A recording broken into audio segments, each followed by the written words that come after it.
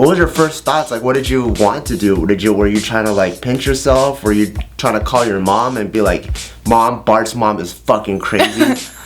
Well, I think you did a good job of giving me all the stories of your past and your childhood and your upbringing. So I think at that very moment, it all clicked and I'm like, he's not exaggerating. And then I started thinking like, shit, okay, so this is how she sees us. And I'm honored because she felt I was worthy enough to be now like allowed into your family. And I got your grandparents' approval. So in that aspect, I was pretty happy. But I'm like, what the hell, dude? Like, I want to get married when I want to get married. What makes you think I even want to marry him right now? Like, what? I don't know. Even to this day, me telling this story to you guys, I can't even believe it happened. Well, what were you thinking, like, while it was happening, though? Like, there must have been a side of you that was like, everybody just stop right now. What the fuck? Because it's probably like a bank robbery going on, right? Like, you're at the bank, you see this guy come in with like a beanie, he pulls the beanie down, and then that moment in your mind, you're already like, wait a second, this is like the movies. That's like when she pulls a ring out, right? It's like, wait a second, this guy has a gun. And then when it's sliding on your finger, there must have been a time where you're like everybody just stop, what the fuck is going on?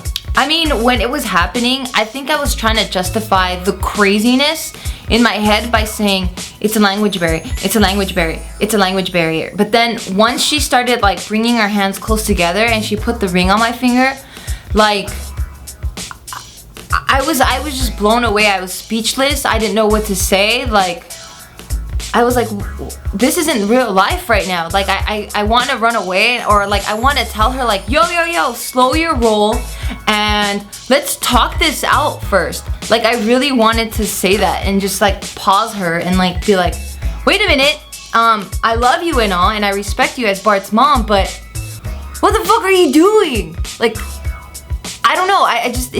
It was just so weird for me. Like, I've never encountered anything abnormal in my life. I think I've just been really sheltered, and for me to experience hearing the stories about your mom, seeing how she dresses and carries herself in public, and then like her trying to marry us without my family knowing, without even me or you knowing, I was just like, I don't know what to do right now. I think I was just like a deer, and I just kept looking at Bart like, please help me with something. Like, give me a cue. Like, give me a sign. Like, what do I do? Should I just play along? Should I just say something? Like, I was completely lost. It was really funny. Like, in my head, a part of me was just cracking the hell up. Like, in my head, this is what I look like. That's what I look like in my head, right? But then the other part of me was just like completely lost. So after the fact, and after that happened, and after she left, what were your thoughts? Were you like, the fuck did I get myself into? Or like, dude, Bart's family is fucking weird. I gotta get away from this guy. Like, what were your thoughts after the fact? All of that, because I was like, shit. How are you still here? I don't know, I'm a tough girl, I guess. What? Doesn't make any sense. Well, I mean, I was just like, oh my god, like, this is what I have to deal with. Like, I love Bart so much that I have to take in his whole life. And in his life, there's this crazy person that makes decisions for you without you even being involved, and it's your life. It was so funny. It was just so funny because I had like an outer body experience, and I'm like, oh man, I can't wait to tell Joe. I can't wait to tell Casey. Like, I can't wait to tell all these people. But then, I was just like, shit. I have to call this person mom now. Like, I don't even know how to deal with that. Besides this, what would you say is like the second place, or is there anything that has matched something of this absurdity in your life? Never. Then what would be something that's just so we can show relative What is something that's second of absurdity that happened to your life to this? I don't know, because so I'm I guess I'm a pretty chill person when it comes to like finding things really odd or being embarrassed or just feeling very uncomfortable.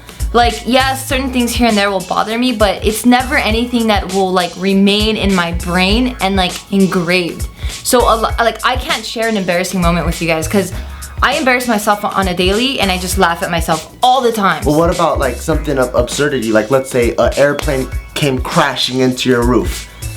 Is that second place to, you know, like what were some crazy things that have scarred you or have a permanent imprintation in your visual memory compared to this? I guess catching my parents having sex is one that's gonna be there, but at what age? I think I was like 9. I think I was like in 4th grade or something. But they're still relatively young. They can get it on if they want to. Yeah, they can, but that, I mean, it's not a pleasant first sight. of all, I don't know what sex is about. But you just hear a bunch of slapping. And I saw my dad on top of my mom and I was like, ah!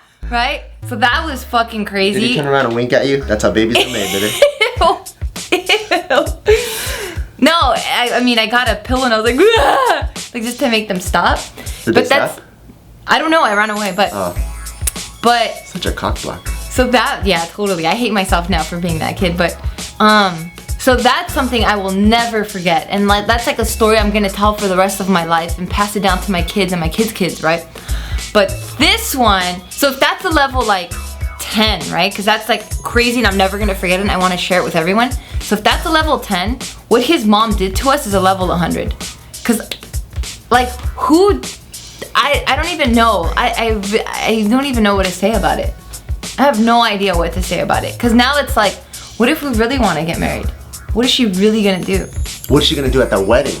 Oh, fuck. Use your imagination and she'll still mind blow your ass. I wouldn't be surprised if she like descended in a fucking parachute in the middle of the wedding, and while she's like in the sky, she's fucking throwing rose petals. And then fucking when she lands, she like lets go a few doves and then spins around and claps her hands.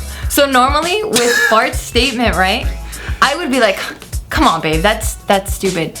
But for real, I believe it. I think his mom is capable of doing all of that stuff. And I'm not trying to be exaggerated at all. Like I'm trying to be as 100% real with all of you guys. I'm not an exaggerated person. At least I don't think I am. Am I? No. Okay. But yeah, I believe that that's what she's gonna do on our wedding day. So, if you would like to hear Bart's perspective on our wedding day, on our unofficial wedding day that we were forced into, please check out his video. The 3-day rule. Dun dun dun! So everybody knows that you gotta wait a certain amount of days after you get someone's number, or else you look like a thirsty motherfucker. But how do you feel about that?